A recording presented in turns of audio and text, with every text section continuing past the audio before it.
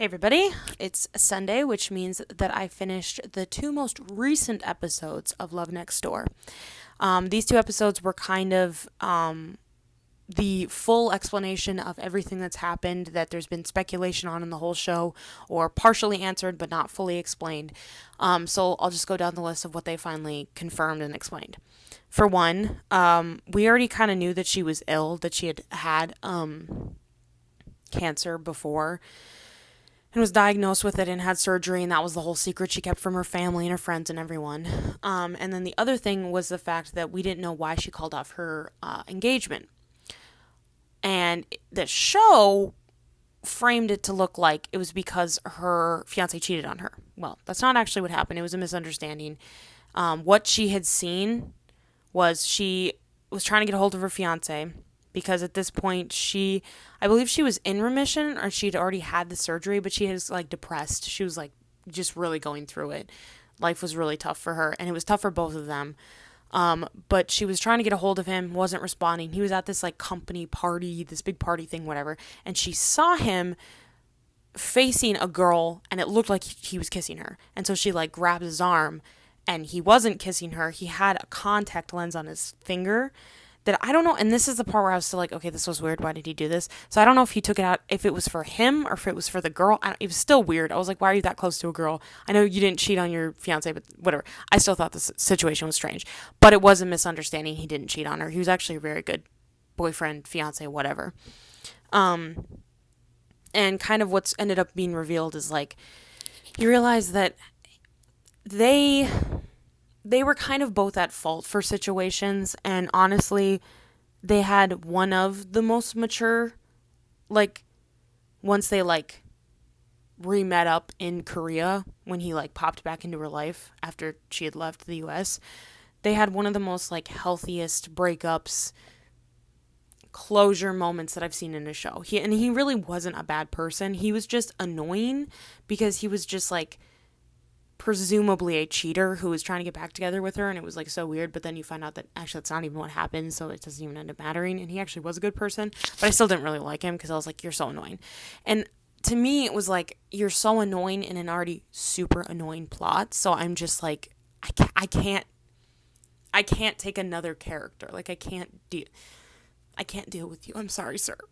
But anyways, it was nice to know that he was actually a good person, that they had actually a really good relationship, and they did love each other. It just didn't end up working out. And then whatever.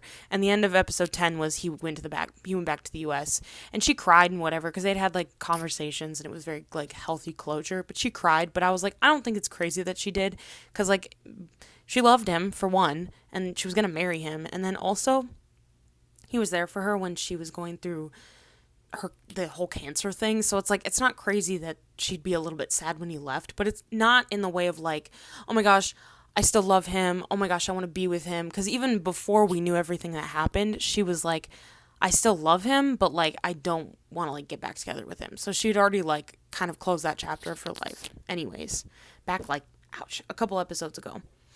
Okay, so that's that, right? And then obviously when the childhood friend, who's obviously her love interest, when he finds out, of course he's just absolutely devastated, but he's also feels horrible, and he feels so guilty because over the years she kept kind of trying to contact him at random times, and he's she was giving me all the signals and I just didn't pick up, I didn't answer her. So they kind of had a little argument fight, but also kind of a thing to help them both move through it.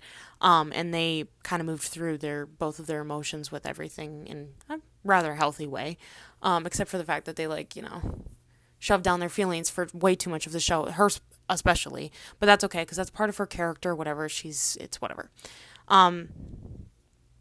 And so in going into the next episode, I saw the preview for the next episode on YouTube, and then I also saw it on Threads, because on YouTube it wasn't translated, so I was I have no idea what's happening. I recognized one word. I was I know what that word means, but other than that, I was a bit confused. But then I actually saw the translated version, so I actually knew what was going on.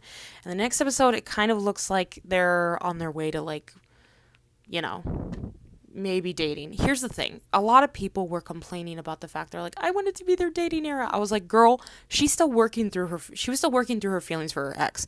I think she's at that point now, and we're at the next episodes will be 11 and 12, which, oh my gosh, I've been freaking waiting for this show to get going for 12 episodes. But I think we're finally at the point where she's going to, like, open her heart to him. And I don't think it's necessarily, like, she doesn't like the childhood friend. Like, I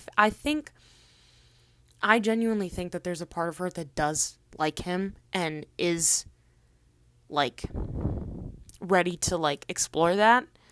But I think that her character has been so, there's been so many other things that were way more important and way more difficult that she had to, like, process and work through. One of them just literally being her feelings for her ex that she still had.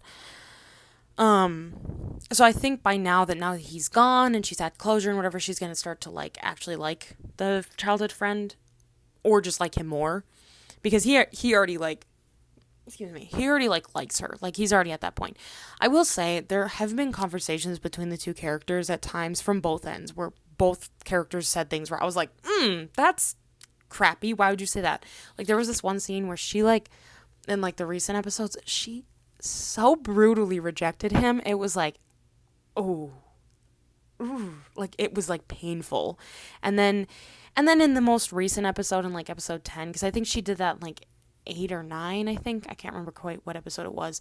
And then in 10, he was, like, kind of being mean to her, but, like, at the same time, it, like, I understood where he was coming from, and also I understood where she was coming from with her rejection, because my theory of her rejection, the reason it was so brutal was because at that point, she was like, I don't want to deal with you having feelings for me, and I think there's a part of her that had some kind of feelings for him, but she was still so consumed by everything else that she had going on in her life that it was like, I can't deal with you two liking me. And also, he had said in their, like, I don't know, one of their fights or one of their conversations they had, he said something like, we're not friends anymore, like, I'm not your friend anymore, because she had made some comment in episode 10, around the end of episode 10, where she said something about being friends, and he's like, well, I'm not your friend anymore, and she kind of was like, whatever.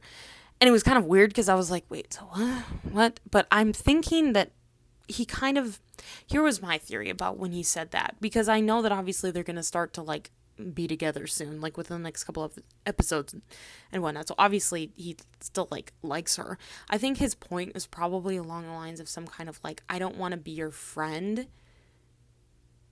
Like, I can't be your friend because I like you too much, and so I need distance and space in between for my feelings to go away, or for you to, like me back, or for us to, like, be together, which, I mean, you could go either way. You could be like, oh, that's stupid, and that he should just want to be friends with her. But if you think about it, man's been freaking in love with her for, like, 10 years. So it's not crazy that he'd be like, okay, I can't, like, just sit around and be your best friend anymore. Like, I need you to figure out where we are and where we, stand. And also, in the next episode, like, in the preview, there seemed like there's some separation between them. Like, the thing is, okay, I will say this. What you see in the preview is not always what's happening in the show, because they'll mix up scenes and they'll take dialogue from different scenes out of context, so it makes it look a certain way, but it's not actually that way. So from what we see, which again might not even be accurate, it seems like they're separating, like, they're not maybe hanging out as often, and, like, she's realizing that she misses him, but then there was other scenes where it seems like she's seen him in a new light. So I don't know. It's hard. You can't really base everything on the preview, because sometimes they just, like, they're very deceiving. They can be very deceiving. And in fact, it's kind of funny, because I think I talked about this at some point. I think it was on my Instagram, but I was talking about how they really like to put the most misleading, like, scenes in a preview.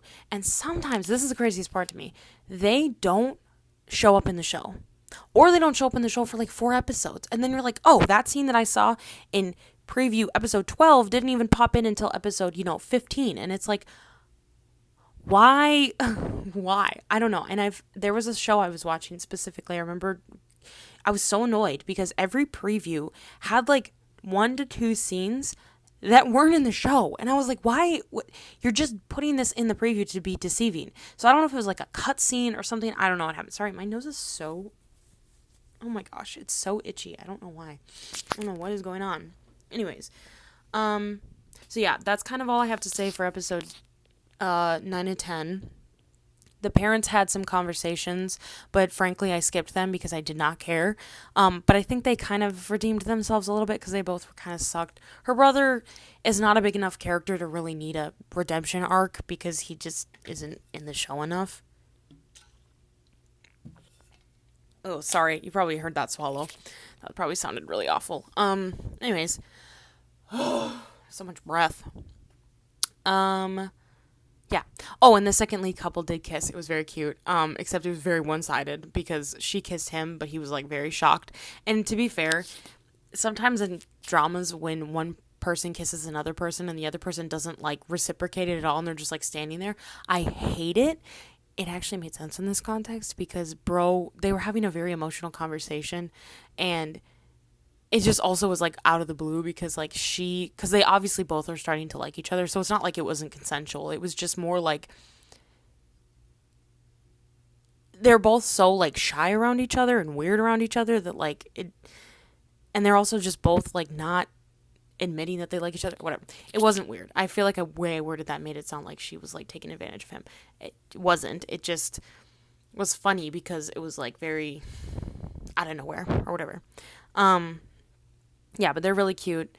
It's kind of funny though because in the show he has a daughter, and there's kind of different theories about her because some people don't think that that's his actual like biological daughter, and that maybe it's like a niece or she's adopted or something like that. And they did give a little bit of backstory where she had gotten really hurt in some type of accident when she was like 3, and presumably it was his wife and his daughter. But he doesn't say wife, he doesn't say mother at all. It's like he even when he was describing it to the second female lead, he didn't even really like say, oh, and my wife, because the lady that was with the child died. That's like the whole thing. And so it's kind of assumed that that was like his wife or his girlfriend or fiance or something like that, right? But he doesn't say mother, he doesn't say any type of like my partner, he doesn't say anything, right? So he just says like someone or a person. And he talks, and his like whole conversation about that was more based on his daughter than anything else. So it's still a little bit confusing. I'm not really sure why the show's like gatekeeping this information. I don't know if it's supposed to be. It's probably going to be they're probably going to throw it in for some plot twist. People think that there's going to be some kind of issue once they actually decide that they like each other, that there's going to be excuse me, some kind of issue between like her and him and the mom, because her mom, she lives with her mom, but her dad died when she was like really little, so her mom like raised her alone. I don't know, whatever. It doesn't really make sense though because he's a single father, so it's like why would the mom care?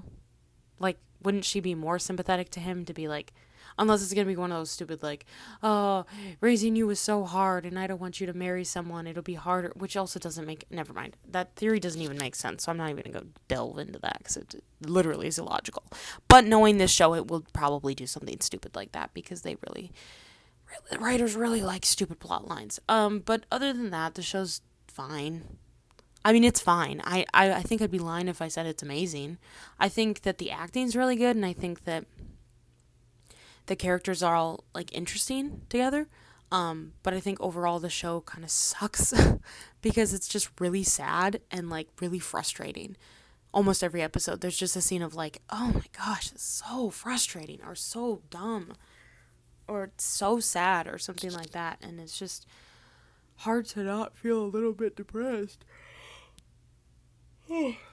But overall, it's good. I mean, I've seen worse shows. So, and I'm still watching it. So I'm just genuinely the biggest hypocrite that's ever existed because I'm like complaining about it, but I'm still watching it. So it's like, girl, pick a side. Yeah, I think that's it. I think that's all I have to say.